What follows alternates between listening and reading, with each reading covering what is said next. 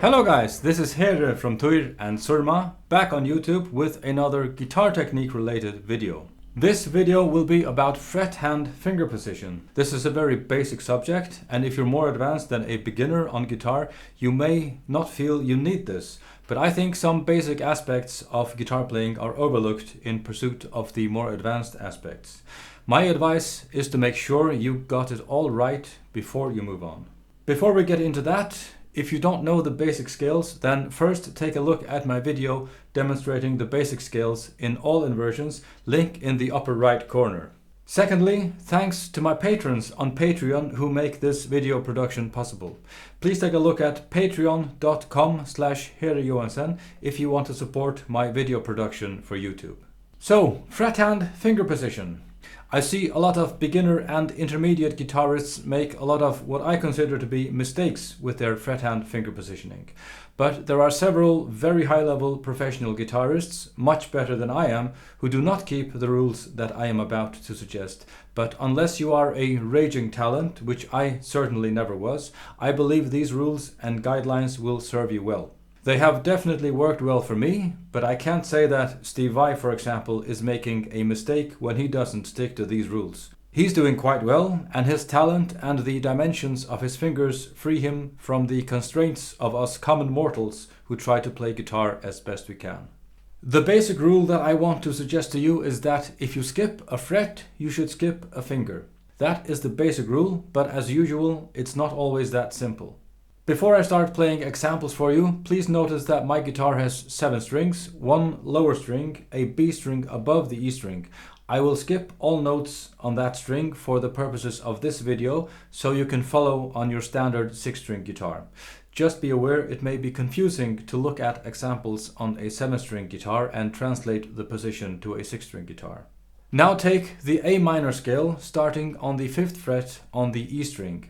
Your index finger on the 5th fret, there's nothing on the 6th fret, so skip the middle finger, 3rd finger on the 7th fret, and your pinky on the 8th fret. You may feel like playing it like this. Index finger, middle finger, 3rd finger, but I would advise strongly against that. This scale stays within 4 frets, save for the B on the 9th fret of the D string. The most natural for most people will be to move the middle finger to the 7th fret on the D string.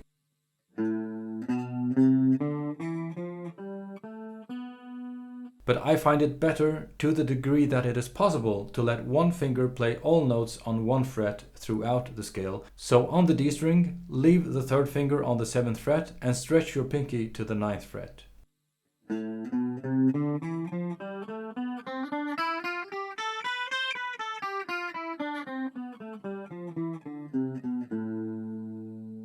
This may feel very unintuitive, but the more you develop this option, the easier you will find it, and the cleaner your technique will be. The first inversion fits within 4 frets, so no stretching needed. Most beginners will find it awkward to not apply the index finger to the 8th fret on the B string.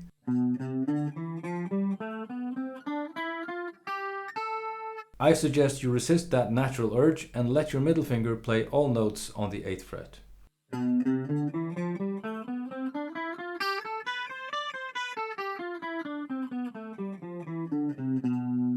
The second inversion goes over 5 frets. I stretch the index finger. You may see 2 options, middle finger on the 10th fret or 3rd finger on the 10th fret. However, if you use the 3rd finger, then you have to change position once you get to the D string. And the whole idea of these finger setting rules is to avoid unnecessary position changes. To the largest degree possible, I want to keep the same finger on the same fret throughout the scale. So the second inversion begins with your index finger on the 8th fret, middle finger on the 10th fret, and so on. Again here, avoid moving your index finger to the 10th fret on the B string.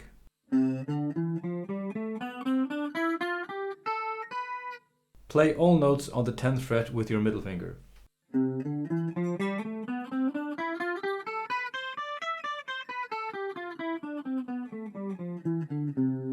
The third inversion from the 10th fret, here on the A and D string, it may feel more natural to most people to use the middle finger on the 12th fret. But I suggest you use your third finger for all the notes on the 12th fret.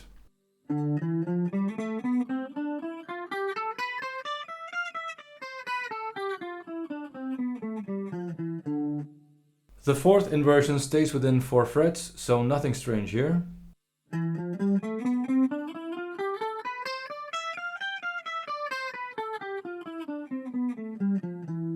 The last 2 inversions I think feel quite natural like this. The index finger covers 2 frets and the remaining 3 fingers have 1 fret each.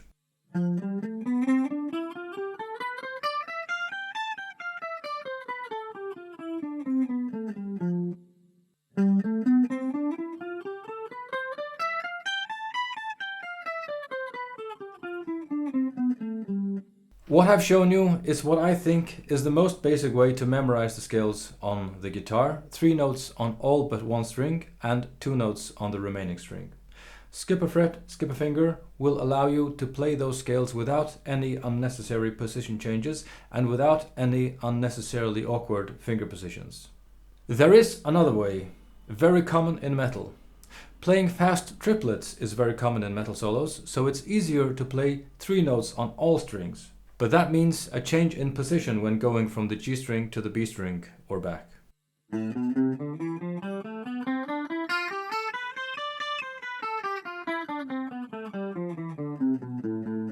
You just change the entire position when crossing between the G string and the B string, but otherwise stick to the same rules and guidelines as in the version I just showed you earlier. The reason I played the 7th fret on the D string with my third finger in the earlier version was that I needed the third finger on the 7th fret on the next string. With this style, 3 notes on all strings, that is not the case, and since I find it more natural to play 2 whole steps with my index, middle and pinky, I change to that form as soon as I can. The first inversion, 3 notes on each string.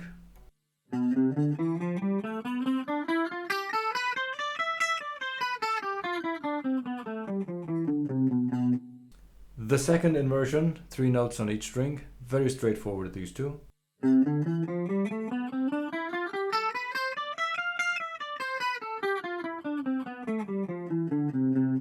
The third inversion, same as the bass position, no need to apply the third finger on the 12th fret, starting on the A string.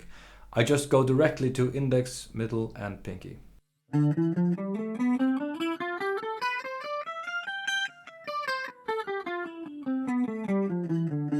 The fourth inversion.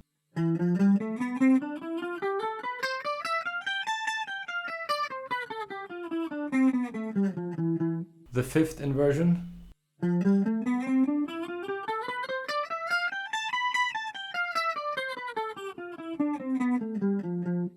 The sixth and final inversion.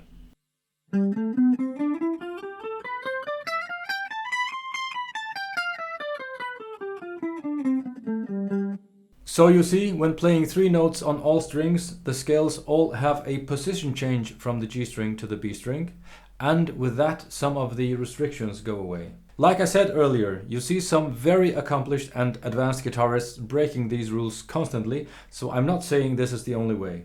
If you learn to play guitar without applying this principle, and going back would be like starting over, then I would say just stick with what you're doing. But if you're not quite there yet, and you're looking to clean up your technique, then for what it's worth, this is the way I've done it, and I've found it very useful. These have been the basic positions, forms and scales. Needless to say, there are countless variations where you would change position and have to find some solution for the finger setting. But with these guidelines as a basic starting point, you'll know what to look for and how to find the most optimal finger setting for whatever it is you have to play. That's all for now. Thanks again to my patrons on Patreon. They are, among others, Graham Peebles, Benny Olson, Michael Lewandowski, Juan Gonzalez, Tiffany Lee, Dean Cusey, Megan Badger, Kevin Krankowski, Antoine McTarian, Eddie DeWitt, and Jürgen. The rest of you, please take a look at patreon.com/Heri Joensen and see how you can support my video production here on YouTube. Until next time, cheers!